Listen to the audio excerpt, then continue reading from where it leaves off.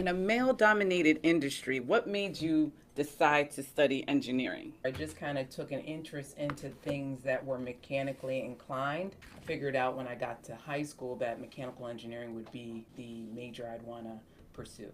What was your experience in the classroom? There's like well over 400 students in the class. I was the only black female engineering student at that time. The coursework's pretty rigorous, and I recall a situation where I was trying to look for some study partners, and I saw a group of kids that were using like an old exam to study from, and I wanted to kind of get involved with them to partake in that. And it kind of shied me away from that. And at that time, I wasn't strong enough to really push forward and try to work with these young people. These were a group of white male. It really bothered me at the time, and I don't think I really knew how to deal with it. There was a professor who noticed that there was a change in my demeanor and my attitude, and he really was a motivating force in trying to get me to stay in engineering.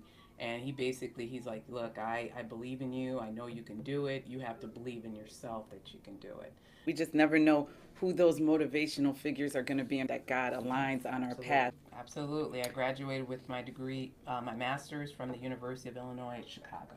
She's in a male-dominated industry, and she's also a minority, and she's also a woman. So do you think there's a psychological barrier that inhibits more students from seeking a career in STEM? Well, I think some students, if they're having issues in math or science or physics, I think that kind of deters them from going any further. So I think if there's any issues there, they automatically like, well, I can't go any further. So if you're having trouble in a particular math topic, you can always find that information on YouTube or in the library to kind of help you to go through it and understand it better. For those students who are truly interested in studying, getting a career in STEM, dig deep within yourself and find out what are you passionate about.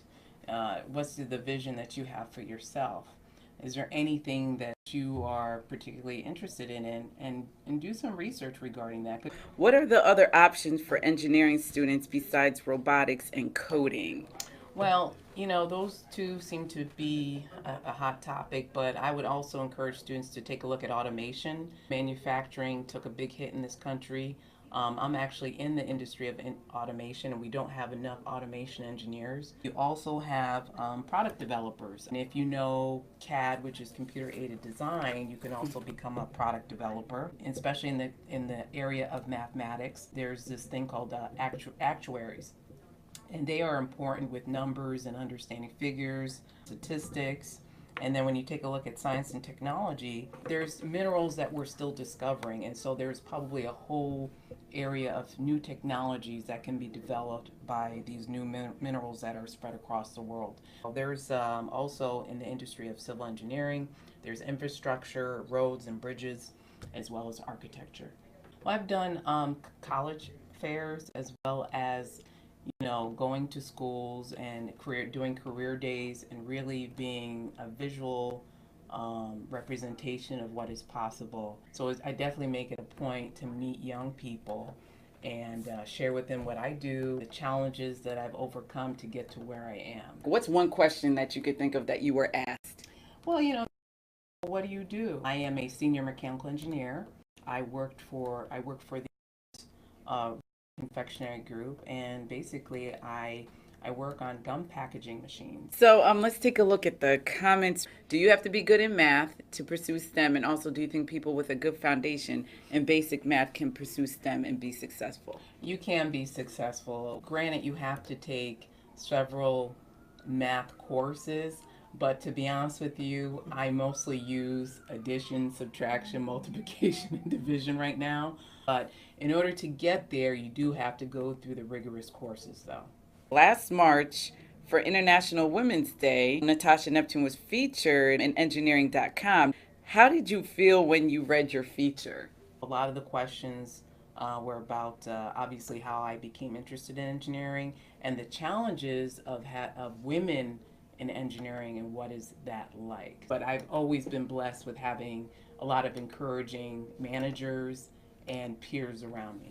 Obviously, when you first start off in your career, even though you've gone through this whole course work, doesn't mean you know everything. So it's really important to get more of a senior member, work with them, and not be afraid to ask questions. So I had to really let go of my pride and open up and ask for help in some tutelage. Her daughter's 12 years old and is really good at math and is interested in STEM.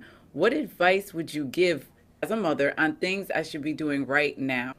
Well, definitely, if there's any programs in any of these fields, whether it's science, technology, engineering, or math, I would take a look at different programs that are available for young people in your area. Writing skills is very important.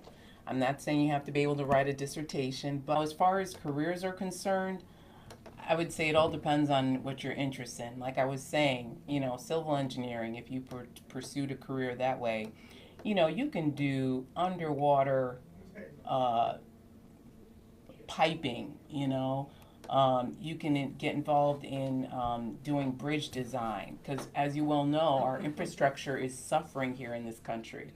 New roads, bridges. You can work for this for your local, your local municipality with that, or you can work for a private company. You can do architecture. You can be designing the latest and greatest building, glass design, solar design, trying to be off the grid. Electrical engineering, you can major in controls. As more and more machines become more electromechanical, you can focus in on that aspect of that. So that's electrical engineering, and of course there's computer science. Now the thing with computer science is things are always changing, so you're always going to be in school, okay? And evolve as the technology grows. And then there's also something called cyber protection. So you can definitely pursue a career in that. What has this career afforded you? Talk about where you've been. Where have you traveled? I've been to Russia. I've been to St. Petersburg. I've been to Poland, the various conferences in Germany.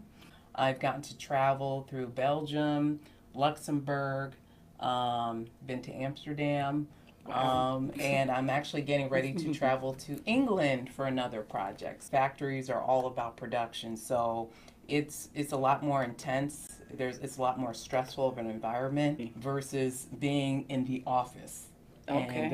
And just dealing with office issues. So if a component fails, you got to be on top of it. How do you get it back on? Because if that machine's not running, it's not making money. It's not making product. It's not making money. Is there anything else that comes to your mind right now that you want to leave with the viewers out there in terms of pursuing STEM? Or maybe how about if somebody's there and they're struggling in their coursework, they're struggling in their studies right now, they want to give up.